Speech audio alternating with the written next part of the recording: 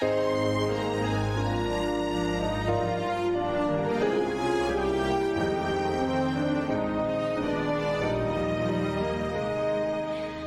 been called to speak boldly far and near. Jesus is the only way. With a humble heart, let us do our part. That's our mission every day. Prophecies fulfilled, there's no time to waste. Let's declare that Jesus saves. Christ so loved the world that He gave His life. This truth we shall proclaim. Grounded in the Bible, focused on the mission till we see Him high in the clouds. Soon we'll hear the trumpets, thunder will be sounding. Here He comes, the King of Kings. He descends in glory, majesty and power. What a joyful day that will be.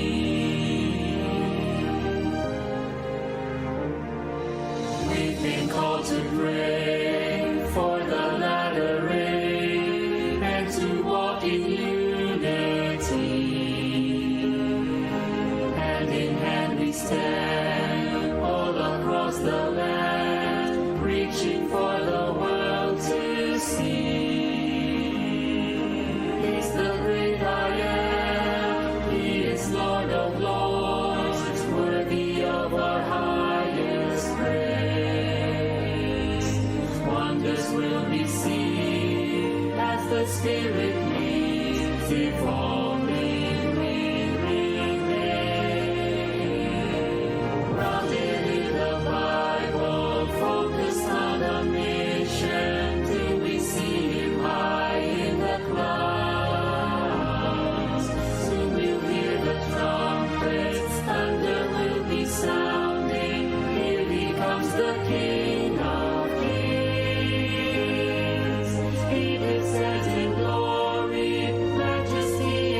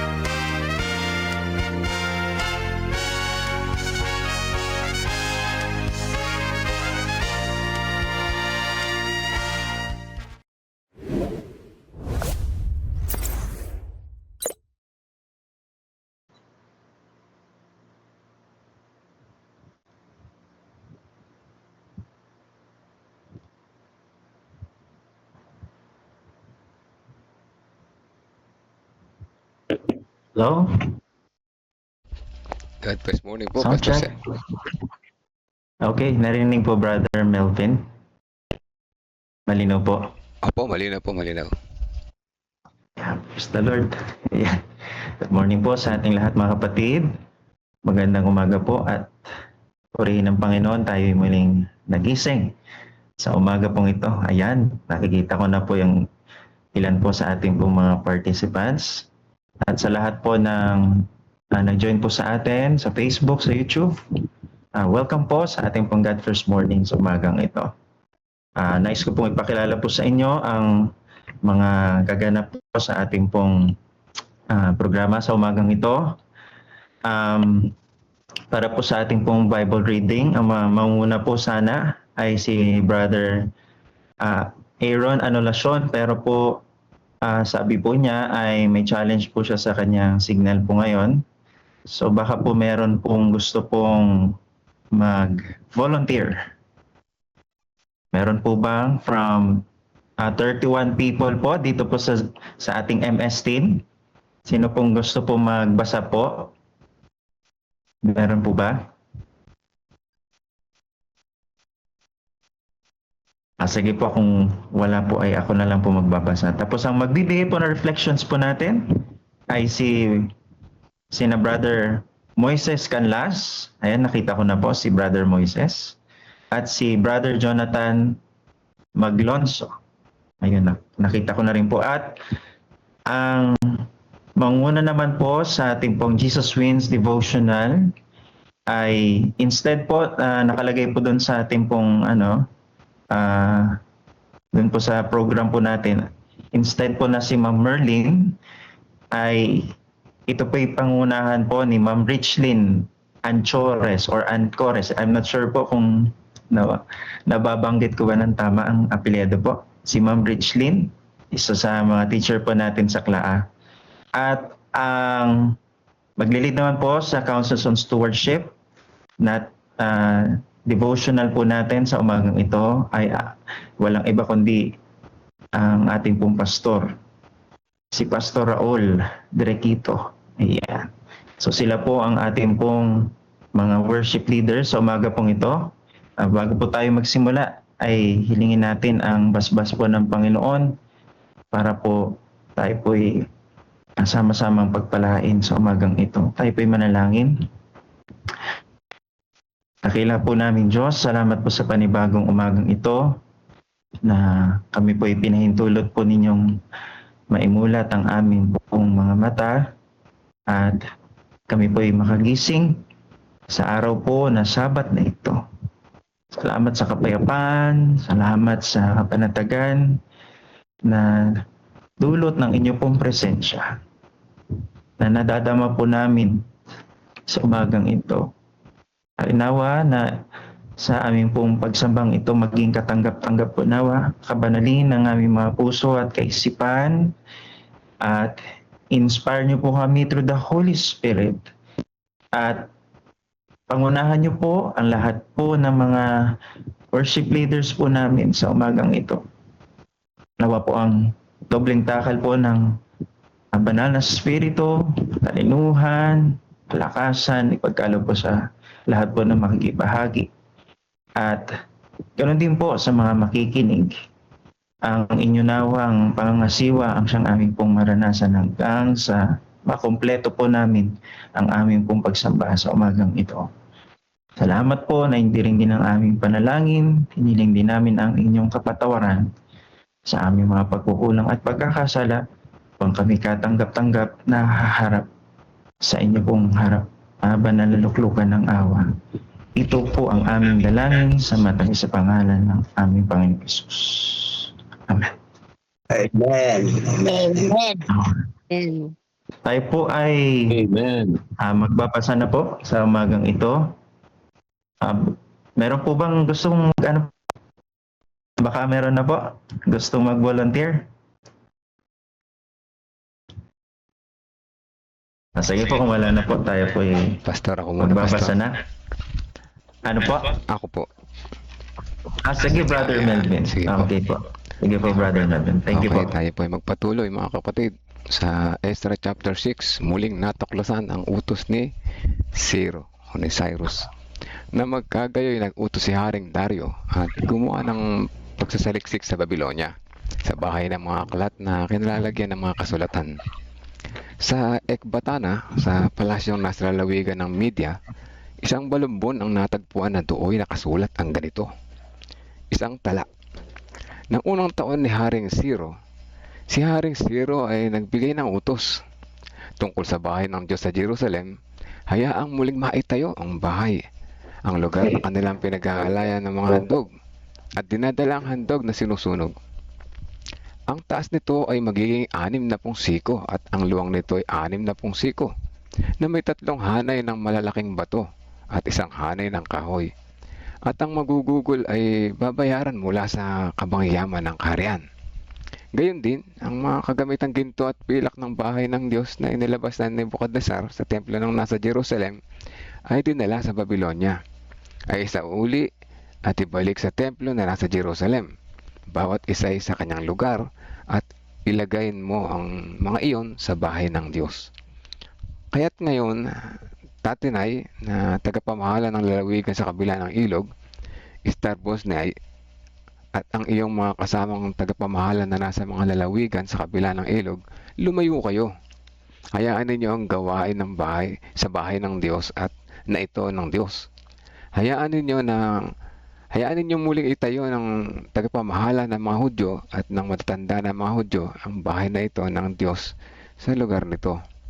Bukod dito'y gumagawa ako ng utos kung ano ang inyong gagawin sa matatandang ito ng mga Hudyo para sa muling pagtatayo ng bahay na ito ng Diyos. Ang magugugol ay ibigay ng buo sa mga taong ito at walang pagkaantala mula sa kinita ng kaharian, mula sa buwis ng lalawigan sa kabila ng ilog. At anumang kailangan, mga batang toro, mga tupa, o mga kordero, o para sa mga handog na sinusunog para sa Diyos ng langit, trigo, asin, alak o langis ayon sa kailangan ng mga pari na nasa Jerusalem ay patuloy ninyong ibigay sa kanila araw-araw upang sila'y makapaghandog ng mga alay na kalugod-lugod sa Diyos ng langit at idalangin ang buhay ng hari at ng kanyang mga anak.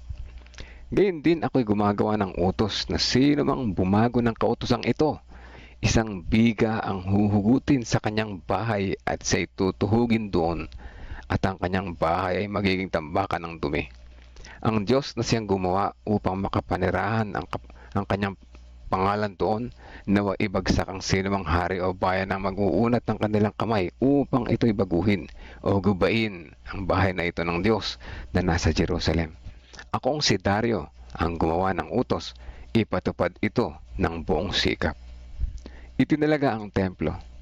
Pagkatapos, ayon sa salitang ipinadala ni Haring Dario, buong sikap na ginawa ni Tatinay na tagapamahala sa lalawigan sa kabila ng ilog na si Starbosnai at ng kanilang mga kasama ang iniutos ni Haring Dario. Ang matatanda ng mga Hudyo ay nagtayo at umunlad sa pamamagitan ng ginagawang propesiya ni Hagay na propeta ni Zacarias at anak ni Ido. Natapos nila ang pagtatayo sa utos ng Diyos ng Israel at sa utos ni Ciro, Dario at Artaxerxes na hari ng Persya. Ang bahay na ito ay nayari ng 3 araw na buwan ng Adar, ng 6 na taon ng paghahari ni Haring Dario. Ang mga anak ni Israel, ang mga pari, mga Levita, at iba pa sa mga bumalik na bihag ay nagdiwang na may galak sa pagtatalaga ng bahay na ito ng Diyos. Sila ay naghandog sa pagtatalaga ng bahay na ito ng Diyos ng 100 toro, 200 lalaking tupa, 400 kordero, at bilang handog pangkasalanan para sa buong Israel ay 12 kambing na lalaki, ayon sa bilang ng mga lipi ng Israel. At kanilang inilagay ang mga pari sa kanilang mga pangkat, ang mga Levita sa kanilang mga paghahali-halili para sa paglilingkod sa Diyos sa Jerusalem, gaya ng nakasulat sa aklat ni Moises. Ang Pasko. Nang 14 na araw ng unang buwan, ang mga bumalik na bihag ay nangilin ng Pasko, sapagkat ang mga pari at mga Levita ay magkakasamang maglinis ng kanilang sarili, silang lahat ay malilinis. Kaya't kanilang pinatay ang kordero ng Pasko para sa lahat ng bumalik na bihag, para sa mga kapatid na nilang pari at para sa kanilang sarili. Ito'y kinain ng mga anak ni Israel na bumalik mula sa pagkabihag at gayon din ang bawat isa na sumama sa kanila at hiniwalay ang sarili sa karumihan ng mga bansa na nasa lupain upang sumamba sa Panginoong Diyos ng Israel. At kanilang isinagawa na may kagalakan ng kapistahan ng tinapay na walang pampalasa sa loob ng 7 araw.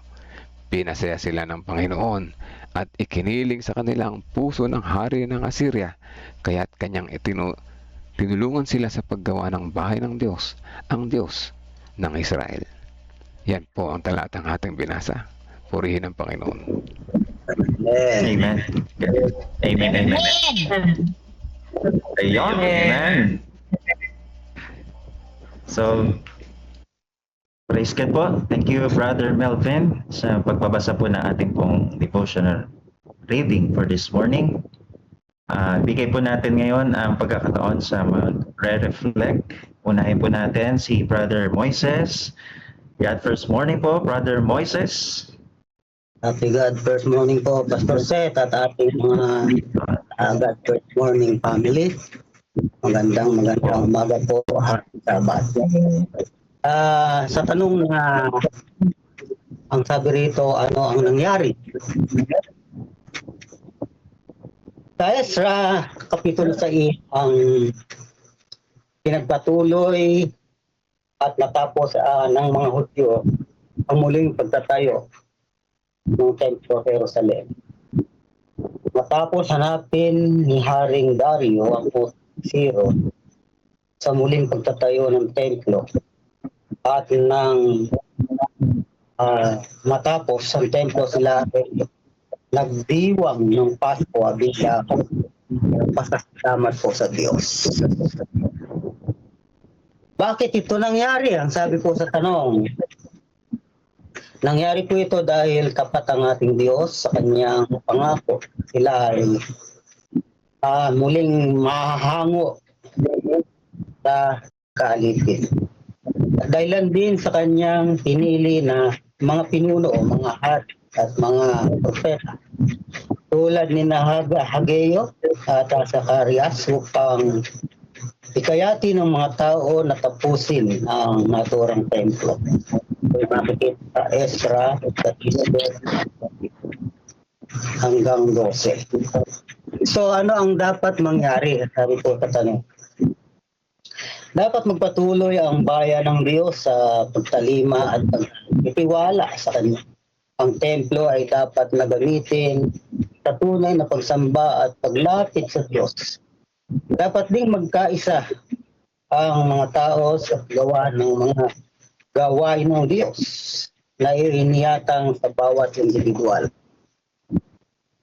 Sa Ezra 6:16 hanggang 22. Sila ay nagkaisa, nagsipagpakabanal, ipinagdiwang ang Pasko.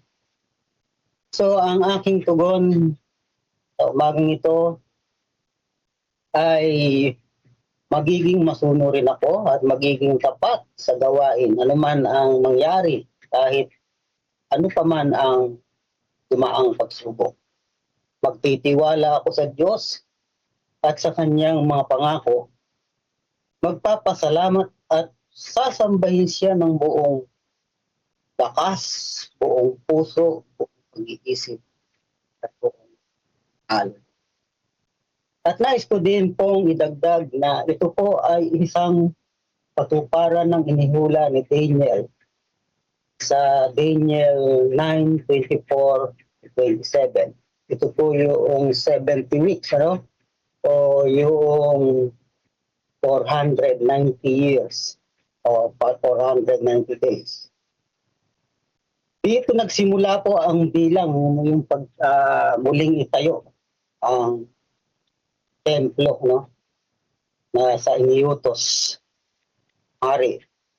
Sabi 69 weeks ipinanganak ang Mesiyas. Pinahiran siya ay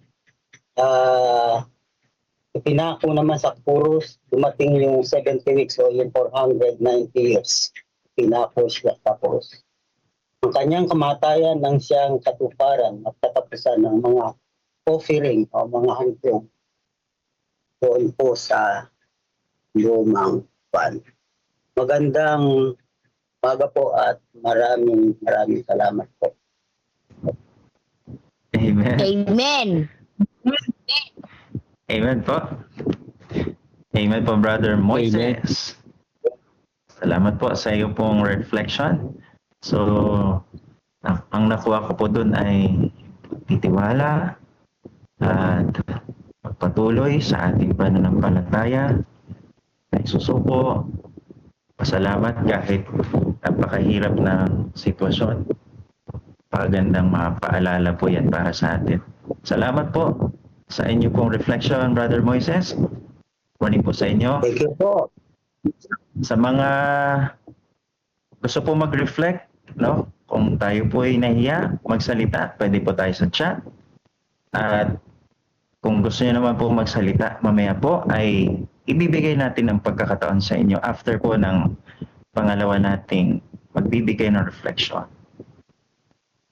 Ngayon po ibigay po natin ang pangalawang reflection na pangunahan po ni Brother Jonathan Maglonso. God first morning po, happy Sabbath, Brother Jonathan. Sabi?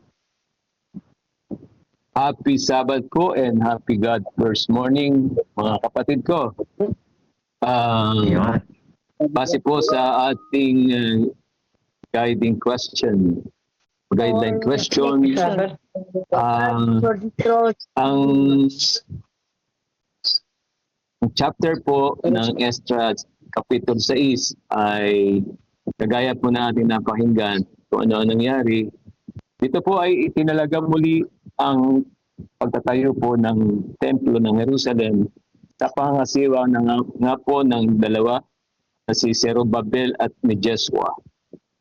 At sa utos na rin po ni Haring Dario na magsaliksik ng lumang kasulatan, ay siya nga po nilang natagpuan yung original na utos ni Haring Ciro.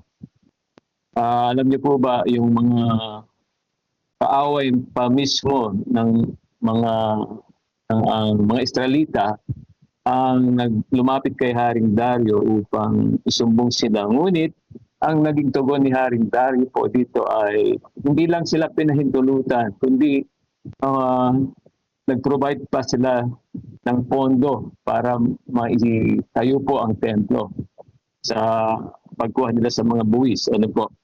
At imbis na patigilin, inutos ni Haring Dario na huwag silang pakialaman hanggang nga pong matapos ang templo. At pagkatapos po ito, sila ay masaya at itinalaga ng mga Israelita. At eventually, sila ay nagdiwang ng Paskwa. Ano po? Doon po sa ating nabasa kanina. At bakit ito nangyari? Dahil po sa unang-una, ang Panginoon ay nangako sa kanila at ito naman po ay nasa katuparan. Kanina po binagat ni Brother Moses doon sa 70 years. Doon po sa aklat ng Jeremiah, Kapitulo 29 ang talatay G. Sabi po doon, pagkatapos ng 70 years ng pagkabihag sa Babylonia, ay ibabalik ang kanyang bayan. Di po ba? Kaya po, ano ang dapat mangyari? Dapat po mangyari mga kapatid, muli ang bayan ng Israel ay bumalik sa tunay na pagsamba at iwanan nila ang idolatria. At gayon din, bilang mga bayan ng Diyos, sila ay maging saksi doon sa kalapit ng mga bansa na maipakita nila ang Diyos talaga ay makapangyarihan at siya ang tumutupad ng kanyang mga salita. Ang aking tugon po mga kapatid dito sa ating ginawang pag-aaral, maikling pag-aaral, chapter po ito, kagaya ng napakinggan natin kanina, dapat po talaga tayo ay masunurin, tayo po ay masaya, at syaga po sa kabila ng kung merong pag-antala sa mga proyekto. Huwag po tayong padadala o madismaya kung may mga harang sa ginagawa nating paglilingkod Tandaan po natin, may tinatawag na if God guides, He provides. Ano po? At ang gawain ng Panginoon ay hindi po mapipigil to mga kapatid. Kaya nga po sabi ko siya ang nag-utos, siya din ang magpo-provide ng mga kakailanganin natin para matapos ang proyekto. Kaya angkop na angkop po ito sa ating panahon mga kapatid, yung ating pinapanalangin na CLPM headquarters ay tuloy-tuloy po natin itong binibigyan pansin araw-araw sa God First Morning, National Evening. Kung may mga balakid po, hindi po tayo mag-aalala dahil ang Diyos po ang nagplano nito, siya din na magpo-provide, siya rin ang tatapos. Kaya po, salamat sa Panginoon sa ating napakinggang maikling reflection. Yun lamang po and happy God First Morning. Amen. Amen. Thank you po. Thank Amen. you po, Brother. Amen. Yeah. Praise the Lord po sa inyo pong reflection. Habang nagsasalita po si Brother Jonathan, o nga po, no? Na-amaze lang po ako dahil tunay nga ang salita ng Panginoon talaga ay, alam niyo po yun, hindi kumukupas. Nagsasalita siya sa buong panahon. Kasi itong pinag-aaralan po natin, though ito ay matagal na isulat. Pero ano pa rin nakaka-relate pa rin po tayo sa panahon po natin ngayon. Lalo na ngayon mga po, na-connect na po sa ating pong proyekto na kagaya ng story na binabasa po natin, yung pagtayo po ng temple. Sa panahon naman natin ngayon, nakaka-relate tayo dahil tayo naman ay magtatayo ng may tuturing nating templo ng Panginoon or yung ating pong CLPM headquarters. Ito po. So talagang kung paano yung naranasan ng bayan ng Israel noon ay nakikita nating nararanasan din po natin ngayon. So yung na-realize ko lang po talaga na kung yun po ang naranasan ng bayan ng Israel, may mga paghadlang, pagsubok, talagang ganun din ang mga mararanasan natin sa panahon natin ngayon. Pero tayo magpatuloy lang dahil kung ito nga ay para sa Panginoon, bakit ito'y gawain ng Panginoon? Kahit ano pang gawin ng tao na hadlangan ito po'y magpapatuloy, magtatagumpay dahil ito'y sa Panginoon. So, pinaniniwalaan po natin ito mga kapatid na mangyayari po ito dahil ito'y sa Panginoon. So, yun po yung naramdaman ko po, Brother Jonathan Maglonso, habang kayo po ay nagre-reflect. Salamat po sa inyong pong reflection. Amen. So, amen po. Sa chat box po, I would like to recognize yung mga nakiki-engage sa ating pong chat box. Kay Ma'am Irene Mislos, blessed God First Morning po and happy Sabbath. Kay Sister Net, God First Morning po. At ito po, meron pong nagbigay ng reflection. I think si Jairel ata ito. English po yan. Sige po, basahin po natin ang reflection po dito sa chat box. English po, babasahin ko po sa inyo. Ang core reflections: God controls the rulers. When the exiles face political opposition, human authority seemed like the biggest threat. So yun na nga po, no, yun yung sinasabi ko po dito na may opposition, may kontra, no, kinukontra ng tao yung gawain ng Panginoon. Tapos, however, King Darius not only allowed the work to continue, but commanded that the project be financed using royal tax revenues. So God holds ultimate authority and can change the hearts of leaders to protect and provide for His people. Yun, no? Ganda po nun na gagamitin ng Panginoon ang mga leader like King Darius. Ito si King Darius, hindi naman ito talagang hindi naman natin masabing ito ay talagang believer, pero siya ay ginamit ng Panginoon na ma-finance ang gawain ng Panginoon para ang purpose or yung kalooban po ng ating Panginoon ay matuloy. So God holds ultimate authority and can change the hearts of leaders to protect and provide for His people. Sabi pa rito, perseverance in the midst of delays. The temple project faced years of stalling and local discouragement. This reminds us that we are to keep building God's kingdom on earth, relying on His strength rather than our own timelines when roadblocks appear. True joy is God-given. The completion of the temple culminated in a deeply moving celebration of the Passover. Scripture beautifully notes that their joy wasn't merely due to the completion of a building, but because the Lord had made them joyful. So, yung joy na naramdaman ng bayan ng Israel, hindi lang dahil nakumpleto daw po ang pagtayo ng building, kundi ang pinakadahilan ay ang Panginoon. Yun, yung nagbigay ng blessing, hindi yung blessing lang. Hindi lang yung natatanggap po natin. Ay, parang yun ang nakinakuha dito. Hindi lang yung natatanggap natin, kundi yung nagbigay.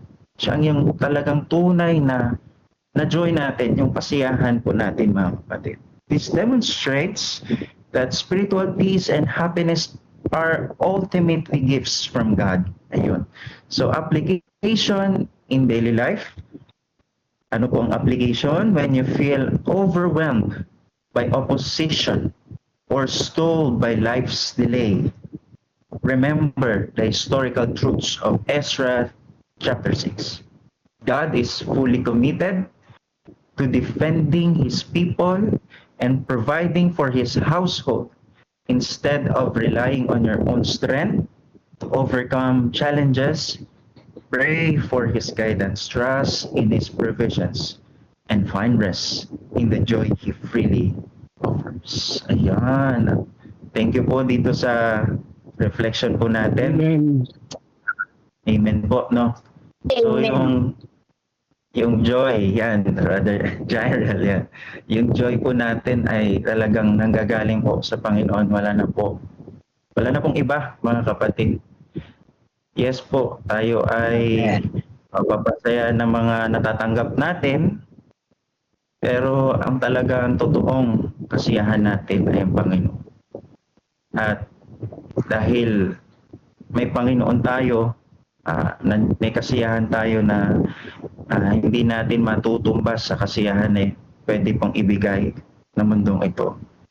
And also that gives us an assurance na kahit ang journey natin hindi po madali, may mga oppositions, kagaya po na naranasan po ng bayan ng Israel, may mga matitindi mga pagsubok.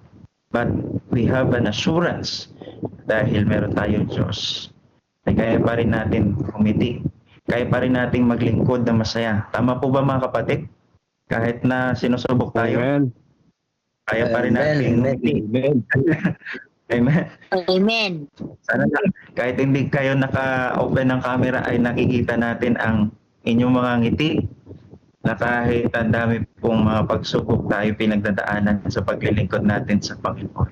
May assurance, may kapayapaan sa puso natin dahil andyan po ang Panginoon natin para sa ating lahat. Amen? So, yan, thank you po sa reflection po na ito. Meron pa po bang gusto pong mag-reflect, mga kapatid? We still have time. Pastor Seth, good morning po. Oh, Brother Romel. Good. God first morning po, Brother Romel. You are recognized po. Natatawa po ako doon sa aking anak dahil Sinulat niya yung English word pa. Sabi ko, naintindihan mo ba yan? Sabi ko sa kanya. Sabi niya naman, opo. Kaya ako'y natouch sa kanya pong sinulat. Sobrang haba. Aba. Inisip ko nga, hindi niya naintindihan po eh. Pero purihin ng Diyos na sa kanyang murang edad ay talagang, kasi habang binabasa ko yung Bible po ay talagang sinusundan niya rin yung pagbasa mga kapatid. Kaya yung akin naman dito mga kapatid na nakita ay actually po ito, tatlong pero basahin ko lang sa inyo mga kapatid.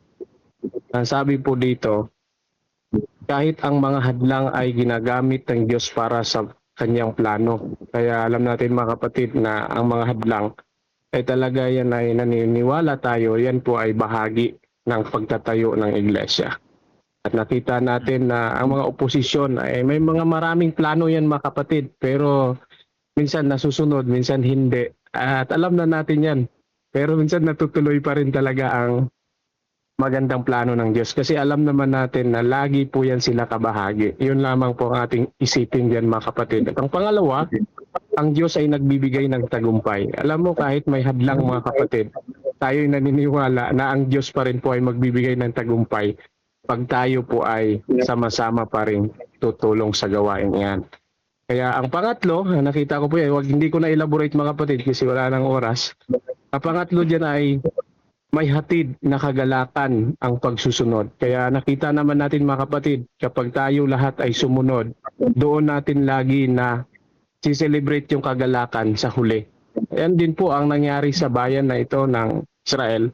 At nakita natin kung paano ibinigay ng Diyos yung kagalakan sa kanila na mayroon pong pananampalataya. At ang huli dyan mga kapatid, mayroon akong kinote dito na panalangin. Ito po ay mula sa aking pusong kinote. Panginoon, salamat dahil ikaw ay nagpapasimula at nagtatapos ng lahat ng bagay. Sa mga panahong nakakaramdam ako ng panghihina o pagkatakot, dahil sa mga hadlang, tulungan mo po akong magtiwala na ang iyong mga mata ay nakabantay sa akin. Ipagkaloob mo ang iyong lakas upang magpatuloy ako at ang iyong kapayapaan na magdudulot ng kagalakan sa aking puso ngayon at magpakailanman. Amen. Yun po, Brother Seth, ang aking maidagdag. Pastor Seth, maidagdag sa umagang ito. Happy God first morning po sa ating lahat. Amen po. Amen po. Amen. Thank you po. Thank you po, Brother Romel. Sarap po namin po yung panalangin niya. And yun nga po, position, minsan ginagamit talaga ng Panginoon din yan. Kala natin hadlang pero hindi. Basta pag gawain ng Panginoon, tuloy po yan. Magtatagong po yan mga kapatid. So yan po, thank you po Brother Romel sa inyo pong reflection. Yan. Pero pa po ba? Baka mayroon pa pong isa. Pwede po tayong mag-giveaway sa isa kung meron po.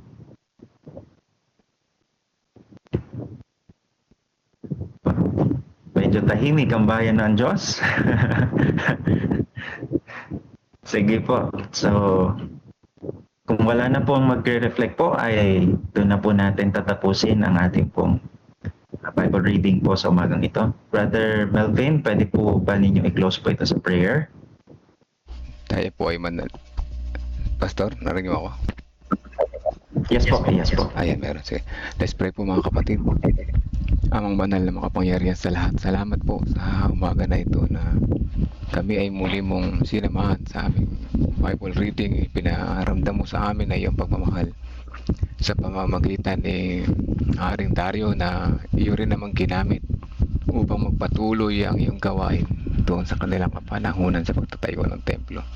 Salamat at sa aming kapanahunan ngayon ay gumagamit din kayo ng maraming bagay, mga ibang tao na ang aming templo ay amin din patuloy na maitayo o dakilang Diyos. Salamat sa iyong mga tapat na pangako sapagkat ang iyong mga plano para sa amin ay magpapatuloy kung kami ay patuloy na magpapasuko sa iyo. Salamat sa iyong pagmamahal. Ramdam po namin ang iyong pag-ibig. Sa pagpapatuloy ng aming programa, nais namin sama sa panalangin ang iyong papang magaganap at lalo na sa susunod na sa Jesus Wins at ang pagkabay ng Holy Spirit ay aming maranasan. Kami rin naman mga nakikinig ay matutunan namin ang aral na ito. In Jesus' name we pray. Amen. Amen. Amen, amen. Mag-play tayo ng nasa na tayo.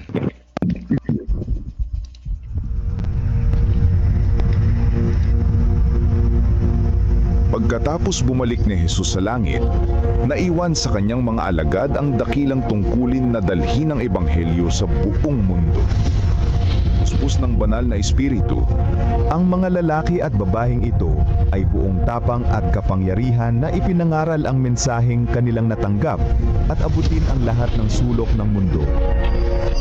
Ngunit hindi ito nangyari nang walang matinding pagtutol.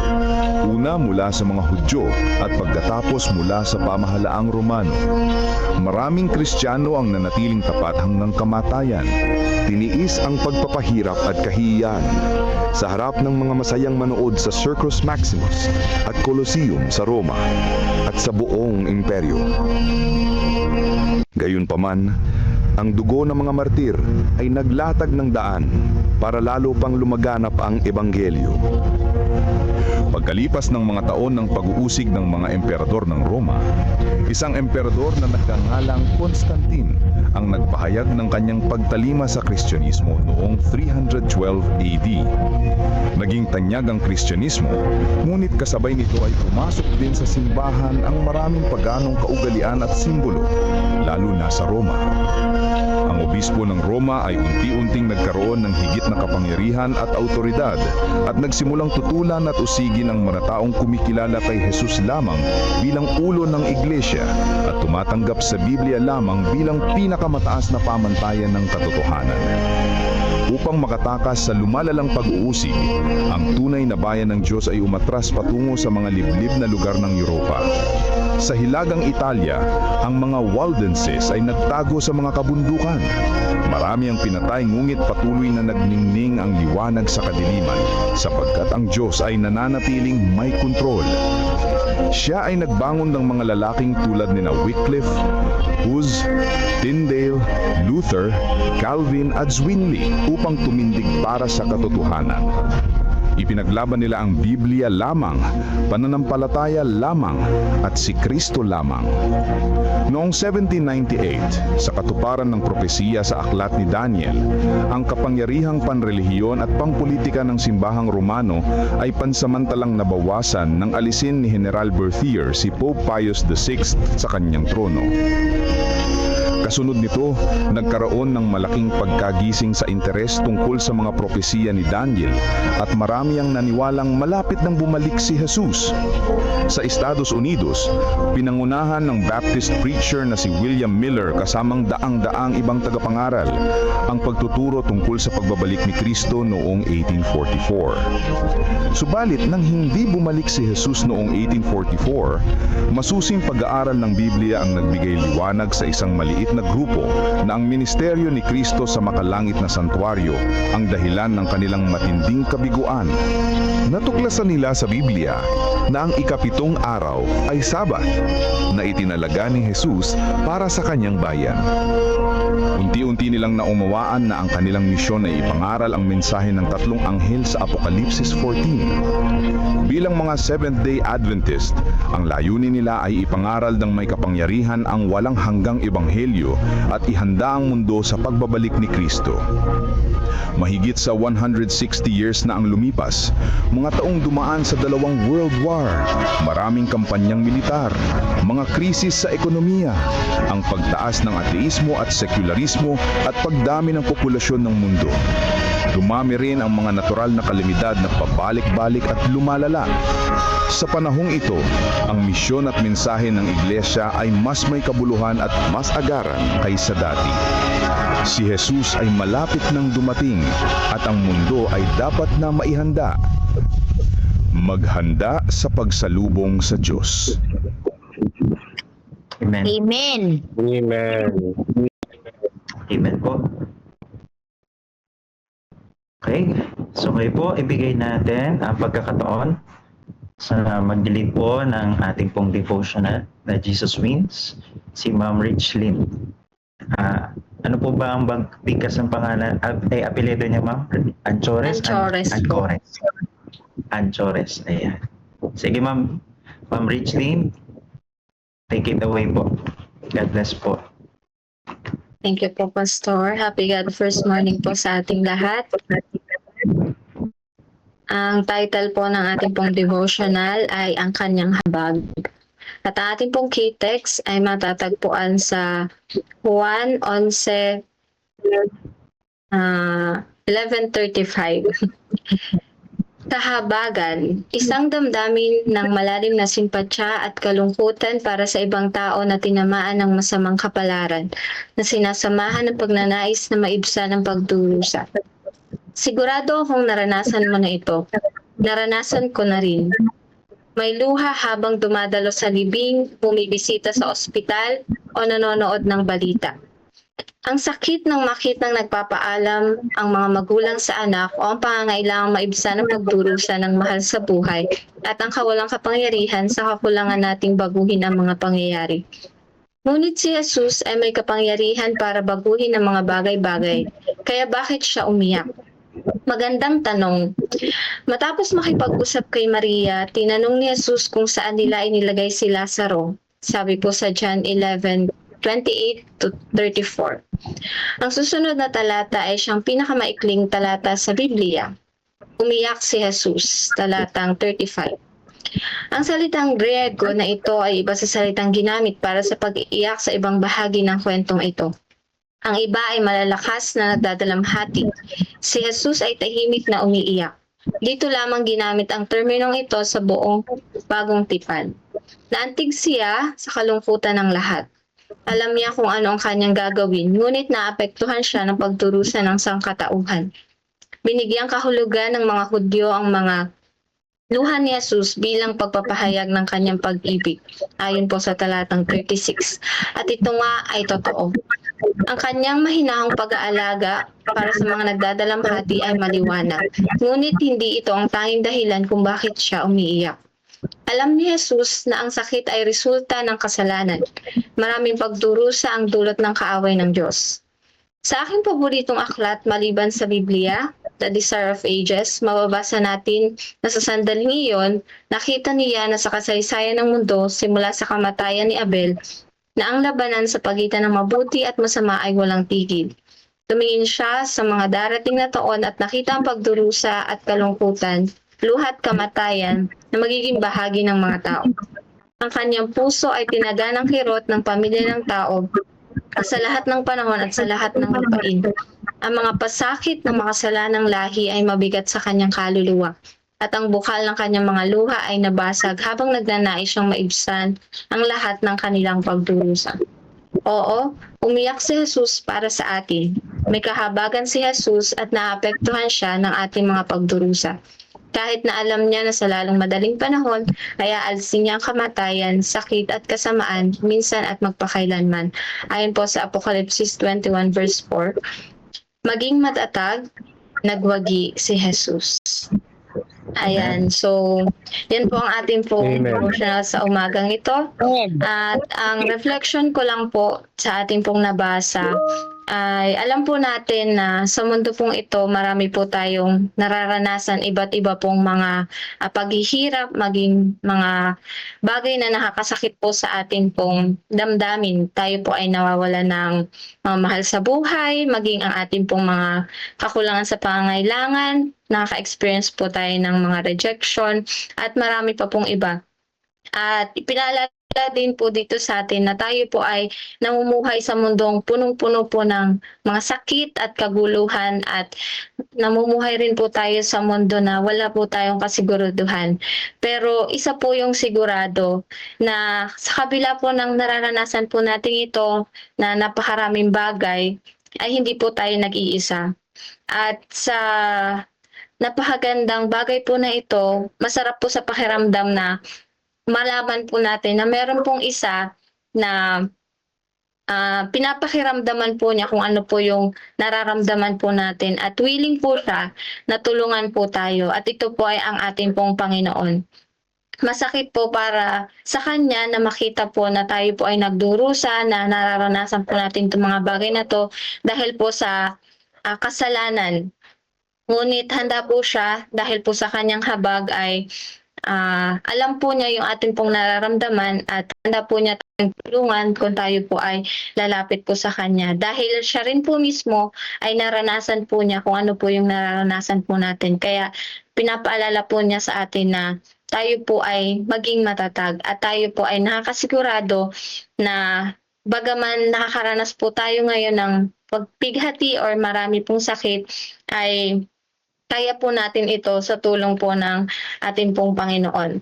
At yun po, nararanasan man po natin sa mundo ay kay pait, kay Jesus po tayo lumapit. At ang pangako po niyang buhay na walang hanggan ay sa langit po natin makakamtan.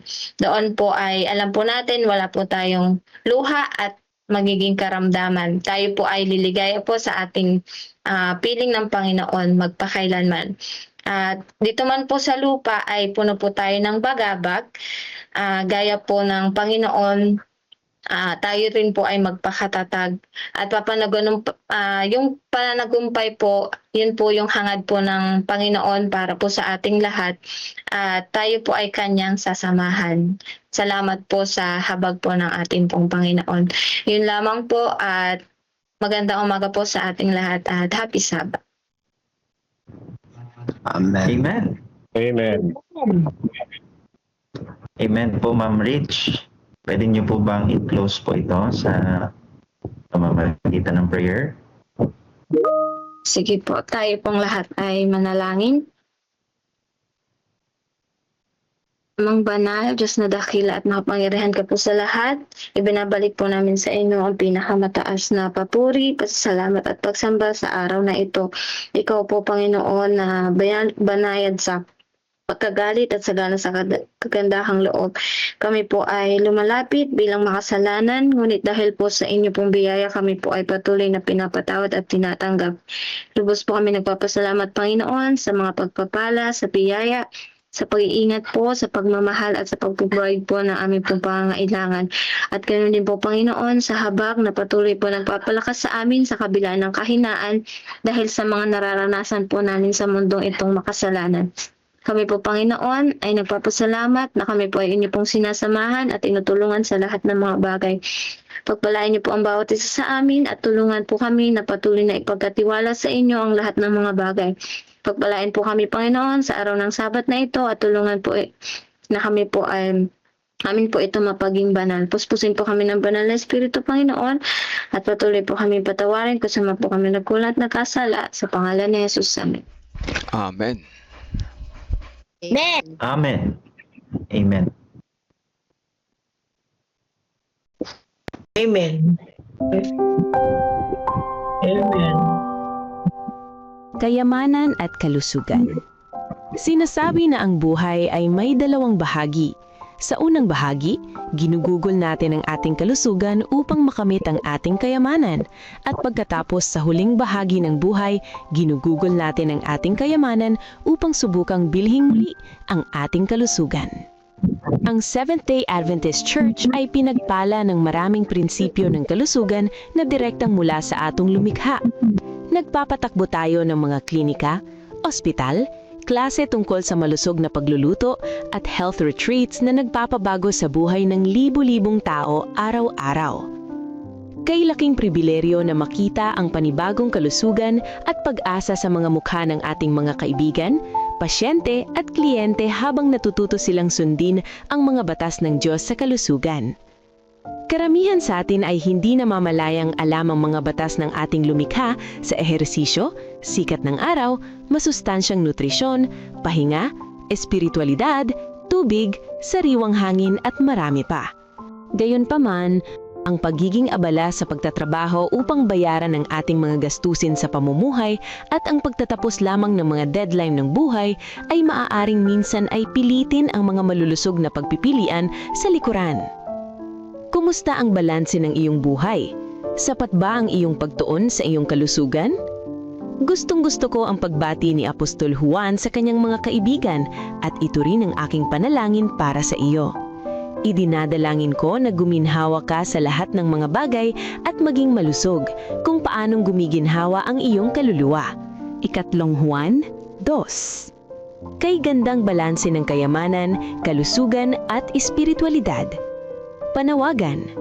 Sa pagbabalik mo ngayon ng ikapo ng Diyos at pagbibigay ng iyong mga handog na pangako, tandaan na ang Diyos ang nagbibigay sa atin ng kalusugan at lakas upang kumita ng pera.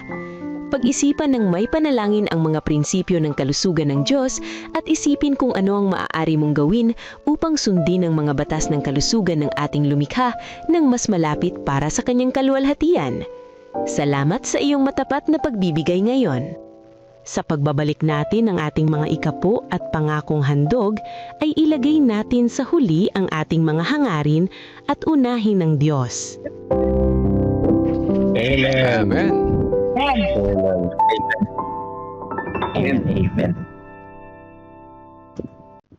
So ngayon po, ihanda po natin ang ating mga puso at damdamin sa pakikinig po sa salita po ng Panginoon. Pagkakalo po ng ating pong buting pastor, si Pastor Raul Drequito.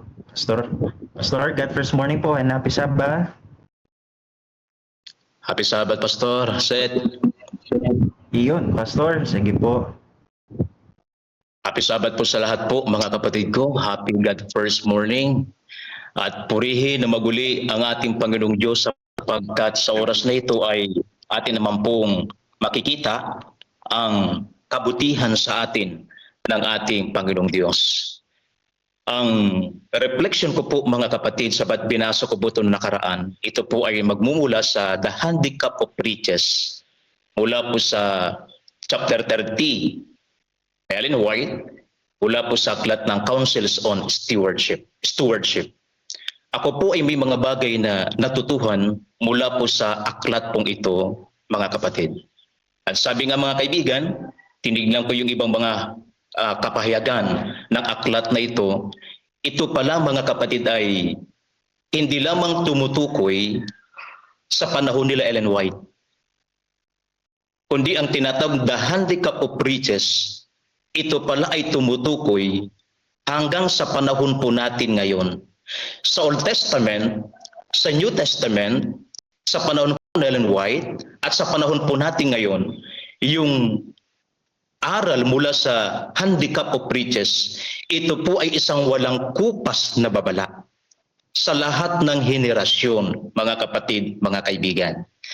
Bakit ito ay tinatawag na sa lahat ng henerasyon?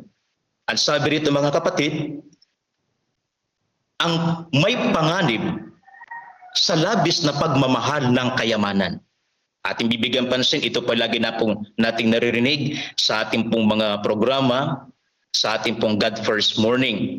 Ang sabi rito, mga kapatid, ang labis na pagmamahal sa kayamanan, ito po ay may tinatawag na espiritual na panganib. Ngunit ang sabi rito, mga kapatid, ang kayamanan, hindi ito kasalanan kung ito ay nakuha sa patas na pamamaraan. At ang tinatawag na labis na pagmamahal, bakit ito panganib sa bawat mananampalataya?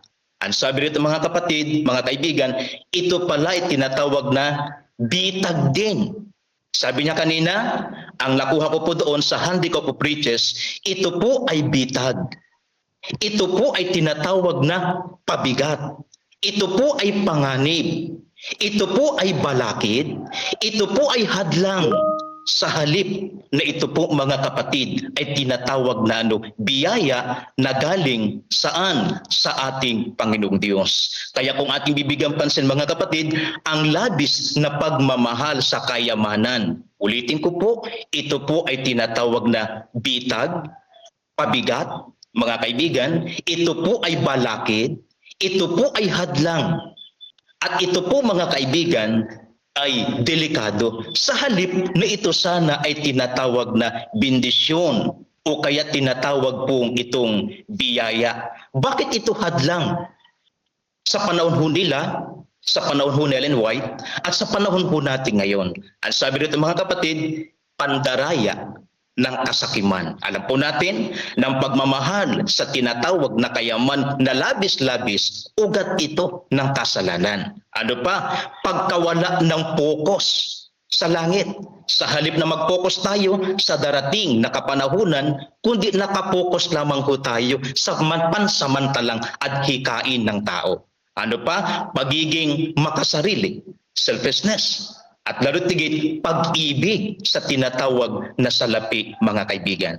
Ngayon, ano ang sabi ni Ellen White patungkol po sa writings pong ito? Sabi niya, ang kayamanan ay hindi kasalanan kung ito ay gagamitin bilang isang pagpapala at ipinagkakatiwala ng Diyos para sa ikabubuti ng iba. Ibig sabihin, hanggat maari, ang kayamanan pala mga kaibigan, tayo, ito po ay daluyan ng pagpapala, daluyan ng bendisyon, at lalo tigit pagtataas sa pangalan ng ating Panginoong Diyos. Kaya ang sabi rito mga kapatid, subalit, ang labis na paghahangad at pagtatago ng kayamanan, ito pala ay tinatawag na tinik na sumasakal sa buhay espiritual ng isang mananampalataya. Ibig sabihin, mga minamahal ho namin mga tagapakinig at minamahal ho namin mga taga-subaybay, ang pagmamahal na labis sa kayamanan, kapag hindi natin ito mabigyang pansin, ito pala mga kapatid ay tinik na sumasakal sa buhay espiritual ng isang mananampalataya ho mga kapatid. Ang sabi rito, papaano ba maituturing ang isang labis na pagmamahal sa salapi? Baka mamaya mga kaibigan ay hindi ho natin napapansin, kabilang po pala tayo dito mga kapatid. At mamaya makikita natin dito ano din ang epekto sa ating espiritualidad sa panahon ho natin ngayon. Ang sabi rito mga kapatid, may tuturing ang labis na pagmamahal sa salapi kapag nararamdaman na natin ang tinatawag na kasakiman. Pangalawa, kadamutan.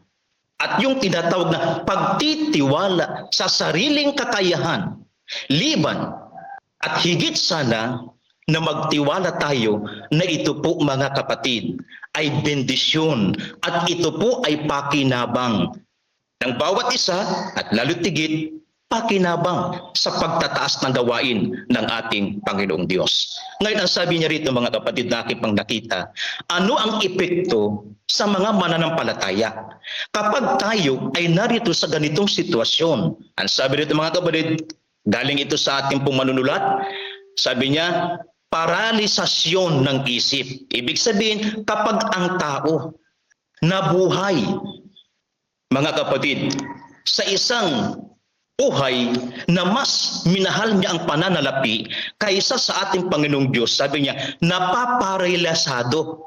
Ginagawa niyang paralyze ang ating pong isipan. Sabi niya, ang labis na pagmamahal sa salapi ay literal na nagpapatigas o na nagpaparalisa sa kakayahan ng taong makaramdam ng habag sa kapwa. Espiritual na katotohanan, ibig sabihin, pinapasikip niya ang ating pong puso sa kabutihan. Ano pang kanyang ginagawa? Bakit niya ito pinaparalisado? At bakit minsan napaparalyze ang ating magandang isipan? Ang sabi rito mga kapatid, ginagawa kasing masukal ang ating pong puso. Sabi niya kanina, ang pagmamahal ng higit sa salapi, tinik na sumasakal sa buhay ng espiritual. Hindi lamang tinik sa espiritual, ang sabi rito, ginagawa ho niyang masukal ang ating pong puso. Sa halip na tayo po mga kaibigan ay maging matulungin. Bakit? Saklat ho kasi mga kaibigan ng Genesis 1 verse 26 kung ating bibigyan pansin na tayo ay nilikha ng Diyos sang-ayon sa kanyang wangis. At yung wangis, mga kaibigan, hindi niya tinutukoy dito yung salitang outward resemblance, human life cycle ng tao. Kundi yung salitang zelem, ito ay sa Hebrew galing. Yung salitang wangis, ito ay galing sa salitang Hebrew na selem, na sang-ayon sa aklat po at theological study ng Apostol Paul, nilikha po tayo ng Diyos saan? Kabutihan. Lahat ng aspeto ng kabutihan, pagmamahal sa kapwa, pagiging matulungin, mga kapatid, diyan ho tayo nilikha. Sa pagiging mabuti, diyan ho tayo nilikha. At kapag tayo po mga kaibigan ay nagmahal ng higit sa pananalapi, yung wangis ng Diyos na salitang Selem, ito po ay nababago mula sa imahe ng hindi po akma at nagiging imahe po ito ng kadiliman. Nagiging sakim na tayo, nagiging madamot na tayo, at lalo tigit tayo na po ay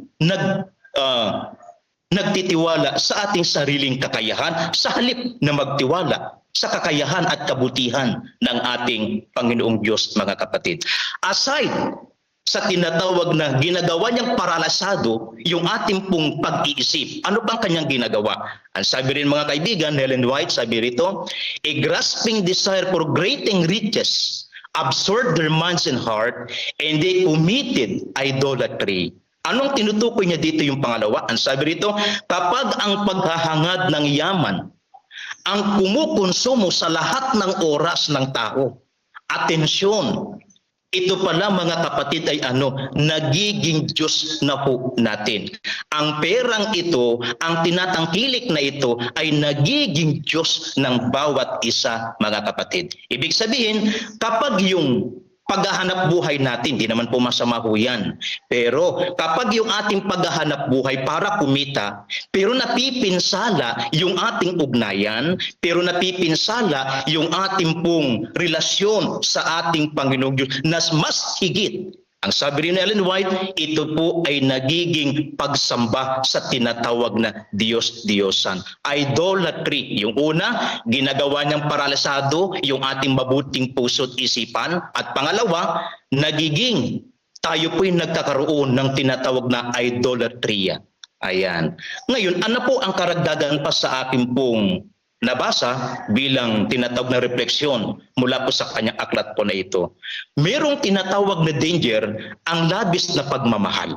Lagi natin bibigyan pansin na merong danger ang labis na pagmamahal sa salapi at sa sanlibutan. Ano ang sabi rito mga kapatid? Spiritual. Sabi rito, this can cause individuals to rely on their money rather than God.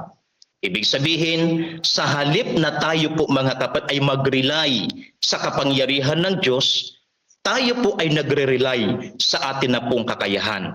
Ang mga taong mayaman ay madalas na umaasa saan? Sa kanilang pera, tinatangkilik para sa kanilang seguridad at kaligayahan sa halip na magtiwala sa kapangyarihan po ng ating Panginoong Diyos. Ano pa? Having financial means is not a sin. Rather, it is a test of character. Ito yung tinukoy ho ni Ellen White sa ating pong the handicap of riches. Ang sabi niya, ang kayamanan ay maaring magdulot ng labis na pagmamataas, arrogance, na nagiging dahilan upang mahirapan ang isang tao na kilalanin ang kanyang kahinaan at pangangailangan sa pamamagitan ng spiritual na tulong sa ating Panginoong Diyos. Ibig sabihin, ang labis na pagmamahal sa kayamanan, tinatangkilik sa lupa, ay nagpapahirap sa isang tao na makita ang kanyang pag-aari ay hiram ko lamang ito sa ating Diyos. Ibig sabihin, lagi natin bigyan pansin mga kapanalig ko na ang lahat na ating tinatangkilik, ito po ay hiram lamang mula sa ating Panginoong Diyos. Huwag natin itong bigyang pansin na dahil sa ating kakayahan, ito po ay naging po natin. Huwag nating ilayo na ang kapangyarihan ng Diyos, bendisyon ng Diyos, pagmamahal ng Diyos, kaya ating natatangkilik ang mga bagay na ating pong pinapangarap.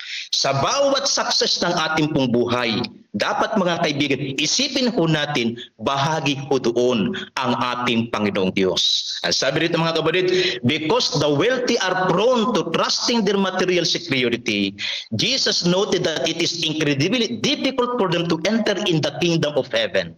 Kaya pala hadlang, pabigat, sabi niya kanina, at ito po mga kaibigan ay hindi maganda sa tao ang magmahal ng higit sa pananalapi. Bakit? Tinukoy niya ng ating prophet na sabi rito, it is difficult for them to enter in the kingdom of heaven without completely surrendering their hearts and acknowledging, sabi niya, that all their possession are simply held in trust. Mga kapatid, ito po ay counsel, ito po ay katuruan ng ating pong manunulat na mahirap makapasok sa kaharian ng Diyos ang mga taong nagtitiwala sa kanilang sarili na ang kanilang lahat na tinatangkilik, ito ay galing sa kanilang kakayahan. At ito po ay hindi ginawang bendisyon sa kanila ng ating Panginoong Diyos, mga kapatid. Ang sabi pa rito, mga kaibigan, ginamit din ng ating prophet, Ellen G. White, ang sabi niya, habang mas malaki ang kayamanan na iniipon ng tao sa lupa, mas nahihirapan ang nagmamay-ari nito na mapagtanto na ang mga ito ay hindi sa kanya, kundi ipinahiram lamang sa kanya upang gamitin para sa kapurihan ng Diyos. Ako po ay na-bless po sa lathalang ito ng ating pong prophet. Mga kapanalig ko, lagi nating isipin, lahat ng ating tinatangkilik, lahat ng ating pong pagmamay-ari, lahat ng success na ating pong tinatamo sa oras na ito po ay ipinahiram lamang ng Diyos upang gamitin, hindi sa atin lamang, kundi upang gamitin ito saan? Sa kapurihan ng ating Panginoong Diyos. Kaya mga kapatid, ano man yung ating tinatangkilik sa ito, sa ngayon, ito ba ay nagagamit natin sa kapurihan ng ating Panginoong Diyos? Pero kapag yung tinatangkilik natin sa ngayon, hindi nagagamit, nakikita natin na hindi nagagamit sa pagpupuri sa Diyos, mga kapatid, bigyan na ho natin ng pansin ito. At ang sabi rito, mga kapatid, sa mga tao na meron ng yaman at tinangkilik nila ito at inisip nila ito na ito ay galing sa kanilang kakayahan, galing sa kanila pong talino. Ang sabi rito, mga kapatid, mahirap sa kanila natanggapin na ito ay kaloob at biyaya sa kanila ng ating Panginoon. At ang sabi po rito, mga kaibigan, it is the illusion of ownership. Ibig sabihin, mga kapatid, sa mga tao na nagsasabi na mayaman na sila at hirap na sila, na bigyang pansin na ang kanilang yaman, pagmamay-ari ay galing sa Diyos. Ang tawag dito, mga kaibigan, is the illusion of ownership. Ito po, mga kapatid, ay guni-guni mo lamang, mga kaibigan. Walang pwedeng pumasok saan? Sa kakayahan ng tao, walang ibang pwedeng magbigay sa talino at lakas sa tao upang i-gain niya ang kanyang ninanais, maliban sa kapangyarihan lamang ng ating Panginoong Diyos. Kaya ang sabi rito, mga kapatid, habang lumalaki ang naipong kayamanan, sabi ni Ellen G. White, mas nagiging makapal ang ilusyon na siya ang may-ari. Bakit? Sabi niya, nakakalimutan nila na ang lakas, talino, buhay ay ginamit niya upang magkapera, ay hiram lamang niya mula sa Diyos araw-araw. At ito po ay nakatala sa aklat po ng Deuteronomy chapter 8, talatang 18 po, mga kaibigan. Ulitin ko po, mga kapanalig, lahat ng tinatangkilik ho natin, buhay, pamilya, lakas, dunong, talino, lagi natin bigyan pansin, ito po ay biyaya. Ito po ay hiram ho natin sa ating Panginoong Diyos. Kung ito ay hiram ho natin sa Diyos, papurihan natin ang ating Panginoon, mga kapatid. Ang sabi niya rito, mga kaibigan, bakit ang ilusyon ay mapanganib? Ang sabi rito, ang ilusyon ay isang maling paniniwala. Haka-haka kasi ito. Maling akala, mapanlangong pananaw ng isang bagay na hindi walang katotohanan. Ibig sabihin, guni-guni lang ito. Yung mga nagsasabi na lahat ng tinangkilik nila ay galing sa kanilang kakayahan, ang tawag dito, mga kapatid, ilusyon ho yan. Guni-guni mo yan, mga kapatid. Ngayon, pagdating sa pag-aaral ho ng public health, ang sabi rito, ang tinatawag na ilusyon, ito pala talaga'y mapanganib. Bakit? Pumapasok dito ang maling kultura. Pumapasok dito ang maling kaisipan. Kaya ang ilusyon, maling kaisipan ho yan. At ang sabi rito, kakulangan ng impormasyon. Kaya minsan nagkakaroon na tayo ng ilusyon. Kaya minsan nagkakaroon na tayo ng guni-guni. Lahat ng ito ay naatim ko. Ito ay dumapo sa buhay ko. Ang kayamanan na pumasok sa life ko dahil sa aking kakayahan, ang sabi diyan, ilusyon. Mapanganib ho yan, mga kapatid. Bakit? Ang sabi rito, mga kaibigan, ito pala ay isang kaisipan, Isang teorya na walang sapat na basihan, mga kapatid. Kaya ang sabi rito, hindi ito nagmumula sa kawalan ng talino ng tao. Alam niyo mga kapatid, tinignan ko ito sa public health.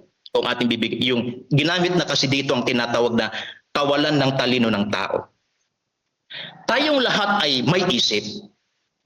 Ang problema lang daw po mga kapatid, ang isip, hindi natin ginagamit ng maayos, kaya nagkakaroon tayo ng tinatawag na ilusyon. Kaya pagdating sa aklat ng Proverbs 24 talatang 9, ang sabi rito mga kapatid, ang pag-iisip ng hindi tama, ito pala ay kasalanan sa harapan mismo ng ating Panginoon. Yung mga panahon na biniyayaan ka ng Diyos, tapos nilimot mo at nagkaroon ka ng ilusyon na ito ay na-achieve mo through your effort, through your wisdom, mga kapatid, ilusyon yan. At ang sabi ng Biblia, Proverbs 24 verse 9, ito po mga kapatid ay isang kasalanan. Ang maling paggamit ng isip, ito po ay tinatawag na kasalanan, mga kapatid, mga kaibigan. Ano pa yung nakita ko sa aklat po na Ellen White? Sabi rito, many who profess to be Christ followers then show that they are unprepared for heaven. Ito ang maganda dito mga kapatid. Maraming mga tao na gustong sumunod sa ating Panginoong Diyos. Gusto ng langit. Ang problema, hindi daw ho sila prepared. Gusto nating sumunod sa ating Panginoong Diyos, ayaw man nating pasakop. Gusto natin ng langit, ang problema, sabi ni Ellen White, unprepared po tayo. Bakit tinawag ni Ellen White na tayo po ay unprepared? Ang sabi rito mga kapatid, many who profess to be followers of Christ are unprepared for heaven. Why, sabi rito? Because their hearts are deeply attached too much to the world. Iyon. Ibig sabihin mga kapatid, na-attach na tayo ng higit sa sanlibutan, na mas higit sana na pinagtuunan natin ang panahon, ang buhay natin sa langit na parating, mga kapatid, mga kaibigan. Causing them, sabi niya, to live a double life. Ibig sabihin, mga kapatid, mga kaibigan, hanggat maari, kung ipine-priority natin ang kayamanan, ito po ay yung tinukoy po ni Pastor Rene kahapon ng umaga. Kung ang tao ay binibigyan niya ng priority ang kayamanan, mga kapatid, mas higit po sana na bigyan natin ng pansin ang langit po na bayan. Ano pang sabi po na Ellen White, sabi rito? Council of the Stewardship at saka Christ Object Lesson, their thoughts and energy are entirely consumed by building wealth, securing social status, and enjoying worldly pleasure. Anong ibig sabihin po niya ito mga kapatid? Ang kanilang mga isip at lakas ay lubusang nauubos sa pag-iipon ng kayamanan, pagtatamo ng mataas na katayuan sa lipunan, at pagtamasa ng mga kalayawang makamundo. Mga kapatid, ulitin ko po, hindi masama na magkaroon tayo ng yaman. Ang masama, yun nakalimutan natin ang pinagmulan ho nito. At nakalimutan natin, mga kapatid, na sa lahat ng kayamanang tinatangkilik, number one, bahagi ho doon ang ating Panginoong Diyos. Ano pa sabi rito?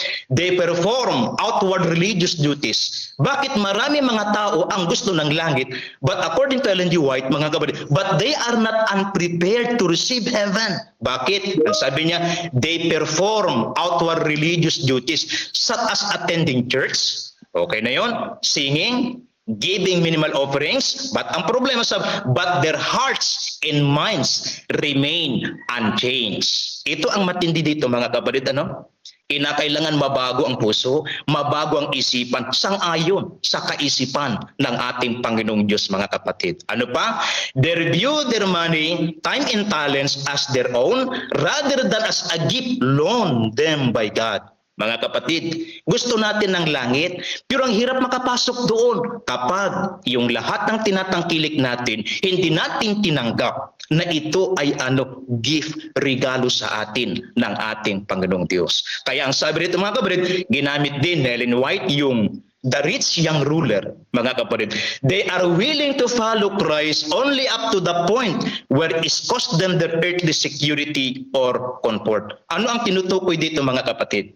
Minsan, gusto nating sumunod sa ating Panginoong Diyos ng madalian, komportable. Pero ang pagsunod sa ating Panginoong Diyos, pag-iwan ng mga sagabal.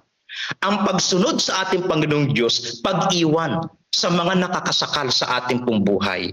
Ang pagsunod pala sa ating Panginoong Diyos, mga kapatid, mga kaibigan, pagkilala ng Diyos, siya ang Panginoon ng ating pong buhay. Kaya sabi nito mga kapatid, pagsunod na may kondisyon, sabi niya, active sa simbahan, kung ating bibigyan pansin, pero mga kapatid, mga kaibigan, siya po ay nagdadalawang isip. Matindi po pala yun, may malaking danger po pala yan, mga kapatid. Kaya kapag magbigay tayo sa ating Panginoon, wag na tayong magdalawang isipan. Lagi natang tangkilikin lagi, ito ay galing sa Diyos, lahat ng aking yaman, lahat ng meron sa aking pamilya, lahat ng aking tinatahak, galing yan lahat lagi sa ating Panginoon. Sa Panginoon lagi ang tinatawag na kapurihan kung ating bibigyan pansin. Kaya ang sabi rito mga kapatid na Ellen G. White, a rich man hardly enters the kingdom of heaven because his trust in his money instead of trusting in God. Mga kapatid, mga kaibigan, huwag tayong magtiwala sa mga bagay na ating tinatangkilik sa ngayon. Magtiwala tayo sa ating Panginoong Diyos sa lahat po ng pagkakataon. Kaya ang sabi rito mga kapatid, ang lahat ng ari-arian, sabi rito mga kaibigan, mga kapatid ko, higit sana na mas mahalaga doon ang ating Panginoong Diyos. Sapagkat kung ang mga bagay na ating tinatangkilik, ito po'y nakakahadlang sa ating pagtitiwala sa Diyos. Ito po'y nakakahadlang sa ating pong komunikasyon sa ating Panginoong Diyos. Mga kapatid, makakahadlang ito para pasukin natin ang kaharian ng ating Panginoong Diyos, mga kapatid. Kaya sabi dito, ang tunay na alagad na ating Panginoong Jesucristo ay handang isuko ang anumang bagay kung ito ang hahadlang sa kanyang relasyon sa ating Panginoong Diyos. Mga kapatid, anumang bagay na nakakahadlang sa atin, isuko na ho natin ito sa ating Panginoong Diyos. Mas higit po nating kilalanin, mas higit po nating bigyang pansin ang ating Panginoong Diyos, ang ating ugnayan sa Kanya, mga kapatid. At sa umagang ito, mga kaibigan, tandaan ho natin, mahal tayo ng ating Panginoong Diyos. Huwag nating kalilimutan, lahat ng ating natangkilik, bahagi ho dyan ang ating Panginoong Diyos. Pagpalain po tayo ng ating Panginoon ngayon pong umaga. Amen. Amen. Amen. Amen. Thank you po, Pastor. Thank you po. Purihin ang Panginoon sa napagandang paalala po na yan. Huwag po nawa tayong madaya ng ating mga guni-guni. Tatawa po sa guni-guni. Yan, yung illusion of ownership. Thank you po, Pastor. We are so blessed sa inyo pong mensahe sa umaga po ito. So ngayon po tayo ay dadako na sa ating pong season of prayer. Brother Moises, nandyan po ba si Brother Moises? Yes po, Ano po? Ayun, kayo po ang maglilid po na ating adoration and confession. At si Brother Jonathan Waglonso po. Okay po, Pastor. Ayun po, kayo po ang maglilid sa ating pong confession ay Thanksgiving and supplication. So nandito na po sa chat box yung mga prayer list po natin. Ay, pa-check na lang po, Brother Jonathan. Salamat po. So ngayon po, we will spend a minute of silent prayer. Then, tayo po yung dudako na sa ating pong United Prayer after. Po.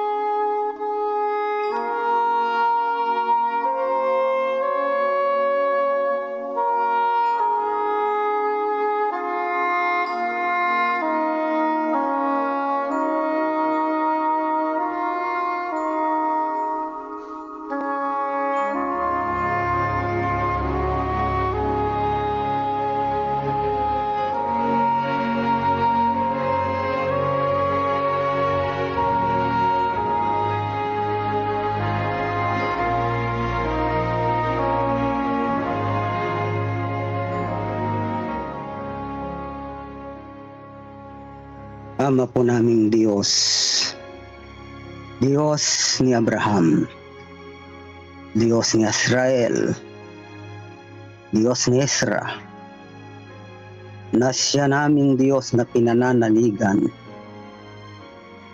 na siya ang noon, ngayon, bukas, at magpakailanman. Diyos na makapangyarihan, natatanging banal, nag-iisang Diyos na manlalalang. Kapurihan ay aming pinapailanlang sa inyong dakilang pangalan. Sa platform na ito ng social media, dakilang Diyos, purihin ka ng iyong God First Morning family. Sapagkat sa inyo ang kaharian, ang kalwalhatian, magpakailanman. Sa tuwing kami lalapit sa inyo, dakilang Diyos, muli at muli, nadarama namin na kami tunay na makasalanan. Sapagkat kami tunay na nagkasala kami sa isip, sa salita, at sa aming gawa. Maaari po ba, dakilang Diyos, na minsan pa'y ilawit sa amin ang habag ng inyong pagpapatawad, sapagkat kami lugmok sa kasalanan. Marami pa kaming mga kahinaan. Kung kaya, O Diyos, kami po'y nagsusumamo alang-alang sa dugong nabuhos sa Kalbaryo ng aming Panginoon Jesus. Maraming salamat po sa inyong pagpapatawad, O Diyos, na sagana sa pangalan ng aming Panginoon Jesus. Amen. Ama naming Diyos, sa aming pong pagpapatuloy, nais po naming parating sa inyo ang aming buong pusong pasasalamat sa aming pagsamba sa araw ng Sabat na ito. Lalo higit sa aming ginagawang God First Morning. Maraming salamat po. Maraming salamat din po sa hininga ng buhay na aming nakamtan. At kami po ay nagkaroon ng pagkakataon na makasama, pag-aral, makinig ng reflection sa aming nabasa sa inyong banal na salita. Gayon din sa devotional, God wins, at sa aming councils on stewardship. Maraming salamat po, O Diyos, sa araw-araw naming ginagawang spiritual empowerment na ito'y nagbibigay sigla at lakas ng aming pananampalataya. Ang aming prayer focus po ngayon, Panginoon, andito ang mga mahal naming kapatid na naglingkod sa umagang ito. Nandito po si Pastor Seth Pablo, si Brother Melvin Villasano, si Brother Moses Canlas, ang iyong abang lingkod, si Sister Richlyn Anchores, at si Pastor Raul Direcito. Ama, dinadalangin po namin bawat aming mahal na kapatid ay pagkalooban, malakas na pangangatawan, di lamang sa pisikal, lalo sa espiritual, na patuloy na kami ay mag-alab at maging pasigla sa pagpapasulong ng inyong gawain. Dalangin po namin ang bawat pamilya at sambahayan ay gayon din sama-samang magkakaisa, pagmamahalan upang sumulong ang inyong gawain.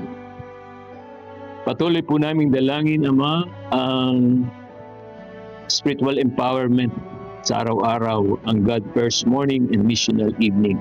Tulungan niyo po ang mga kapatid May mga kapatid pa na hindi nakakasali sapagkat may bago po kaming ginagamit na sa media na ito.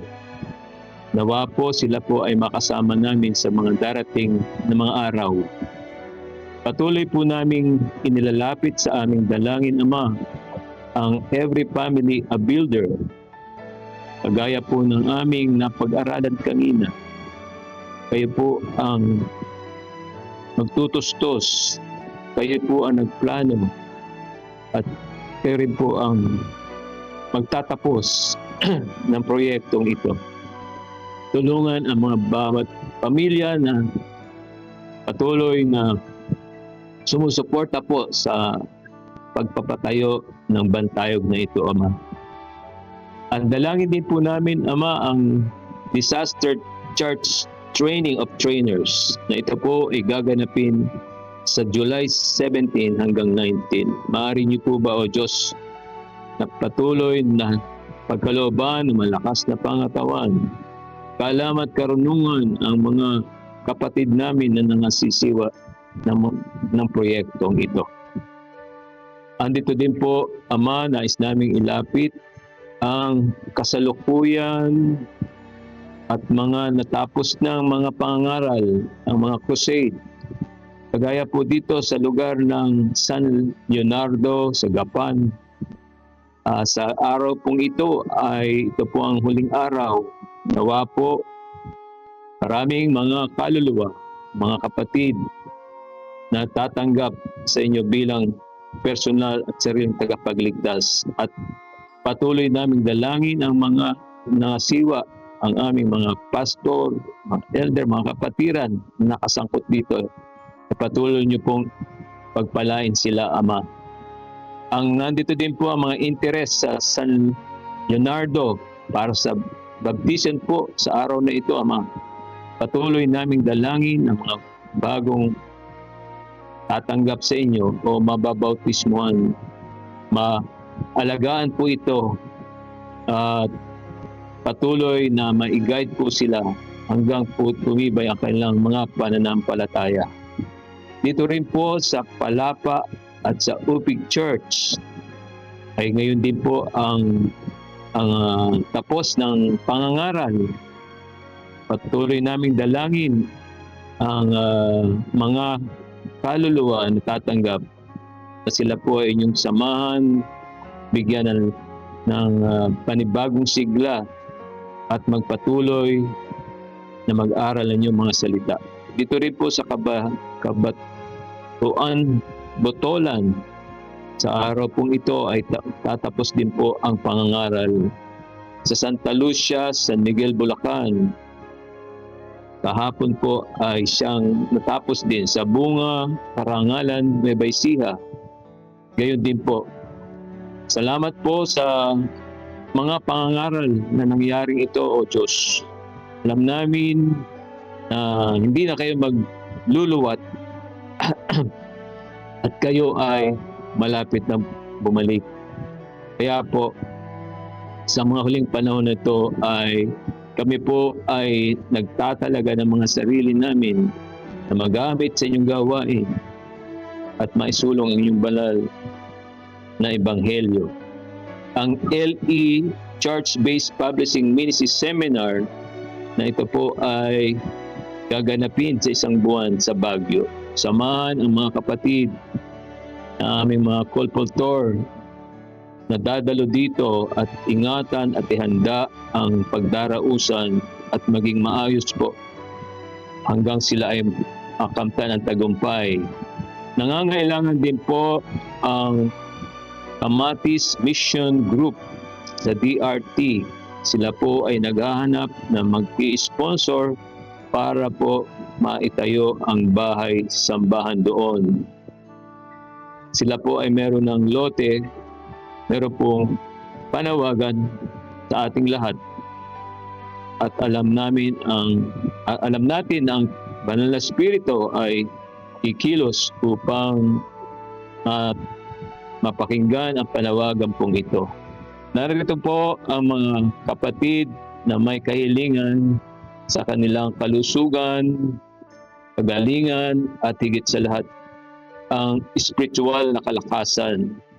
Nandito po ang mga pangalan, ang mga kapatid na si Elijah Manalus, Nori La Chica, Pastor Ray Letran, Jerry De La Cruz, Wilfredo Nepomuceno, Natividad Bacani, J. Momot Gilalas, naka-recover na po siya, o ang kanyang agarang paggaling, Marcos Espirito, Nanette Fabian, Raj Pepito, Rhea Araza, Mercy Rodriguez, Aida Santos, Andre Isidro, at si Azel Suan. Kayo po ang nakababatid ng kanilang kalagayan, Ama. Maaari niyo po bang samahan sila, bigyan ng aliw, lapatan ng lunas, at muli manumbalik ang kanilang mga kalusugan at kanilang sigla upang makasama namin sila muli sa gawain at pagsamba sa inyo. Salamat po, O Diyos, ang aming lahat ng daing at inilapit sa inyo sa oras na ito ay binigyan nyo na ng kasagutan. Ito po ang aming dalangin, hindi sa aming sariling karapatan, kundi alang-alang sa aming tagapagligtas ng Panginoong Hesus. Sinawa. Amen. Amen, amen, amen. Amen. Amen.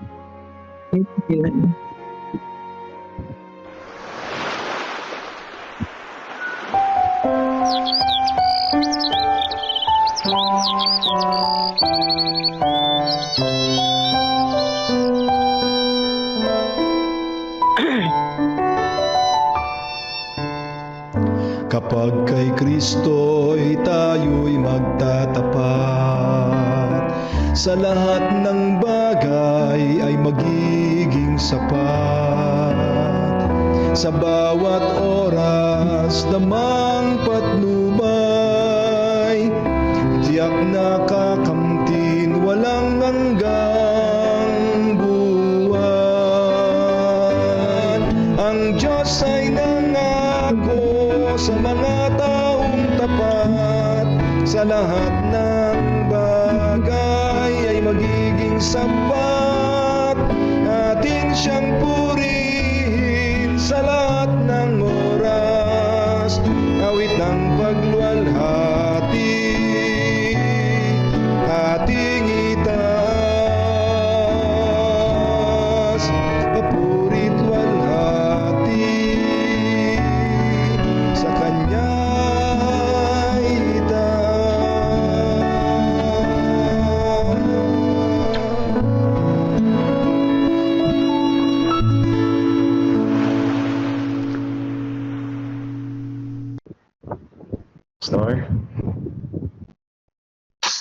Pastor. Pagpareho tayo mga kapatid ko, manalangin tayo. Sa mga sandaling ito, Panginoon, patuloy po naming pinagyayaman ang buhay, pagmamahal, pagliligtas ho ninyo sa bawat isa po sa amin. At bilang iyo po mga anak, patuloy po naming kinikilala ng bawat tinatangkilik at ang bawat pangarap na may katuparan. Ito po ay buhat lagi mula po sa inyo. Pagpalain niyo, Panginoong Diyos, ang bawat isa po sa amin. Kailangan ho namin lagi-lagi ang iyo pong pangunguna. Lagi niyo kaming bakuran ng inyo pong kapangyarihan. Mamahala ka lagi sa aming pong buhay. At salamat po, mapagpala po namin Diyos, sapagkat pinatawad mo na maguli ang lahat ng aming kasalanan. Niyakap niyo kami na napakahigpit sa pangalan ng aming Panginoong Hesus. Amen. Amen. Amen. Amen. Mag-chant. Po tayo. Okay, chant. Our vision statement: make disciples of Jesus Christ who live as loving witnesses and proclaim to all people the everlasting gospel of the three angels' messages in preparation for His soon return. Our method, guided by the Bible and the Holy Spirit. Central Baptist Mission, through Christ-like living, communicating, instructing, teaching, healing, and serving. I am vision. Every church, a missional church. I am missional. I think, I talk, I act, I plan, I give to move forward God's mission. Seek Him, we will go. Put God first, and you will never be last. Amen. Amen. First morning po. Sabat sa lahat. Sabat po. Yan, pwede na po tayo mag-ian. Pastor Seth, thank you. Thank you po. Sabat po. Happy Sabat po sa inyong lahat. Thank you. God bless po sa inyo. God bless po. Pastor, salamat po sa inyong pong mensahe. Sa lahat po ng nakipahag po, salamat po sa inyong pag-inig.